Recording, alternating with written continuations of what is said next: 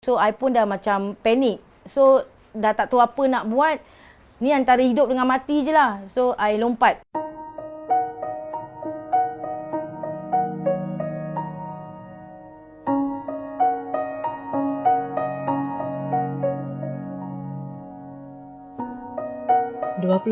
Februari lalu pastinya hari yang membawa trauma bagi Cik Nurizan Abu Hassan sekeluarga.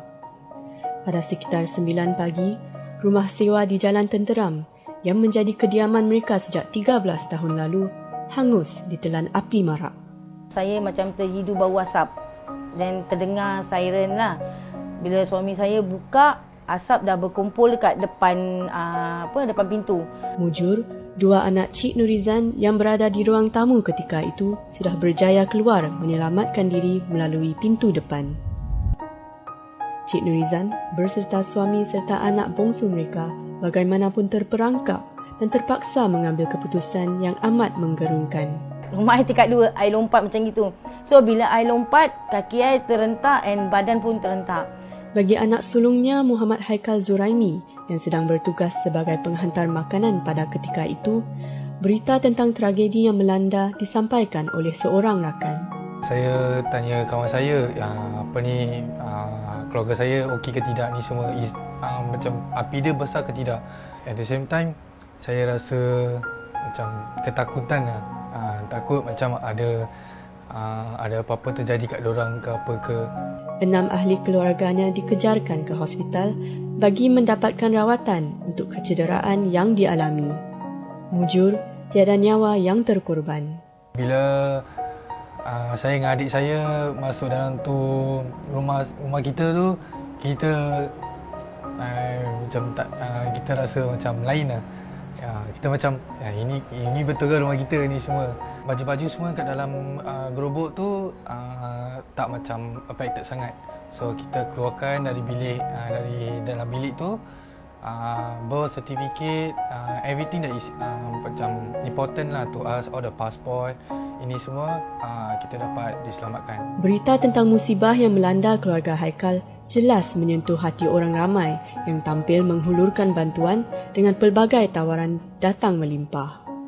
Pada masa tu dia amat kecoh lah. Pasal apa? Ada setengah orang nak bantu kita dalam segi duit, dalam segi makanan. Diorang macam tanya saya bila boleh hantar makanan ni semua. Tapi saya macam pening kepala lah. Pasal apa? Kita betul-betul tak ada tempat untuk macam the exact place untuk kita berteduh. Tapi alhamdulillah ada bantuan dari masjid, ada dari church, ada dari dari bantuan dari sekolah, dari kawan rakan-rakan saya ni semua. Diorang macam bergotong royong lah dapat hulurkan bantuan untuk keluarga kita. Selain bagi menampung perbelanjaan harian, wang derma yang diterima banyak digunakan untuk membiayai kos perubatan dan fisioterapi yang diperlukan Cik Nurizan. Kaki belakang spine kena letak 8 skru. Because dekat center of the I punya bone tu ada fracture. I punya kaki dekat tumit tu dia punya tulang ada lari. So doktor kata nak taruh 3 skru. Selepas kebakaran itu berlaku, keluarga Cik Nurizan menumpang di rumah adik-beradik beliau di Ang Mo Kio selama seminggu. 6 beranak itu akhirnya berpindah ke sebuah unit di blok yang sama pada 7 Mac. Antara badan kebajikan yang membantu keluarga Cik Nurizan melalui peralihan ini adalah truehearts.sg. Mereka lah yang menguruskan usaha mengumpul dan menghantar perabot yang diderma ke rumah baru keluarga tersebut. Menjelang Lebaran pula, projek Share Your Food bertujuan membekalkan keluarga-keluarga susah dengan keperluan untuk menyambut Hari Raya. Jadi kita berbagikan ada 4 macam jenis kuih, kemudian air yang bergas untuk mereka persiapanlah untuk Hari Raya. Dan begitu juga kita ada orang menaja pula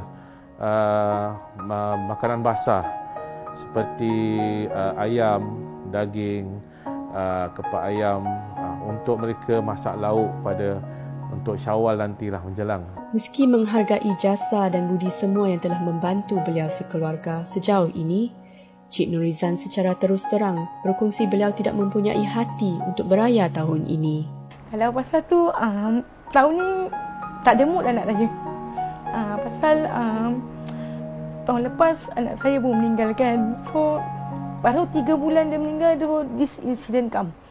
Pada tanggal 31 Ogos tahun lalu, Cik Nurizan kehilangan anak ketiga beliau, Muhammad Hairi Zuraimi, dengan mendadak.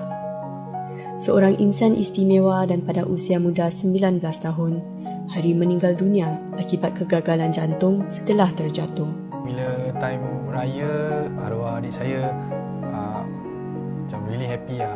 That dia dapat keluar, dapat pakai baju raya ni semua, dapat macam berpakaian baju baru ni semua, dapat duit raya.